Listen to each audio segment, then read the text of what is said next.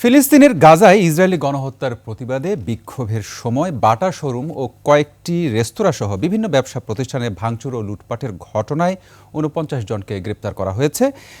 ভাঙচুরের বিষয়ে প্রধান উপদেষ্টার কার্যালয় এক বিবৃতিতে বলেছে, এই ঘটনা জননিরাপত্তা ও আইনের শাসনের প্রতি চরম অবমাননা। দোষীদের বিরুদ্ধে আরও মামলার প্রস্তুতি চলছে বলে জানানো হয়।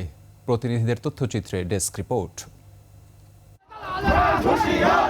গাজায় ইসরায়েলের হত্যাযজ্ঞের প্রতিবাদে বের হওয়া বিক্ষোভ মিছিল থেকে দেশের বিভিন্ন স্থানে দোকান ও ব্যবসা প্রতিষ্ঠান ভাঙচুর ও লুটপাটের ঘটনায় ৪৯ জনকে গ্রেপ্তার করেছে আইনশৃঙ্খলা বাহিনী। খুলনায় বাটা শোরুম এবং ময়লাপোতা মোড়ের কেএফসি ফুড কোর্টের লুটপাটের ঘটনায় ৩১ জনকে আটক করা হয়েছে। পুলিশ জানায়, ভিডিও এবং সিসিটিভি ফুটেজ বিশ্লেষণ করে জড়িতদের শনাক্ত করে গ্রেপ্তারে অভিযান চলছে।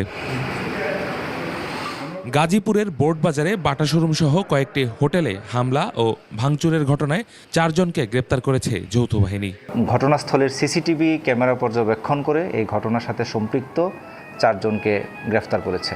তাদের বিরুদ্ধে গাছা থানায় নিয়মিত মামলা রুজু হয়েছে। সিলেটে ইসরায়েল বিরোধী বিক্ষোভ মিছিল থেকে হামলা, ভাঙচুর ও লুটপাটের ঘটনায় ১৪ জনকে আটক করেছে পুলিশ। এদিকে বাটা শোরুমের হামলার পর লুণ্ঠিত জুতা ফেসবুকে পোস্ট করে বিক্রির চেষ্টাকারী মামুনুল হক নামে এক যুবককে আটক করেছে পুলিশ। এছাড়া কক্সবাজারে ৫টি, চট্টগ্রামে ৩টি, কুমিল্লায় ১টি এবং বগুড়ায় ১টি ব্যবসা প্রতিষ্ঠান হামলার ঘটনায় অন্যান্যদের গ্রেপ্তার করেছে পুলিশ। এদিকে এই হামলা ও ভাঙচুরের ঘটনা জননিরাপত্তা ও আইনের শাসনের প্রতি সরাসরি হুমকি বলে মনে করছেন কর্তৃপক্ষ।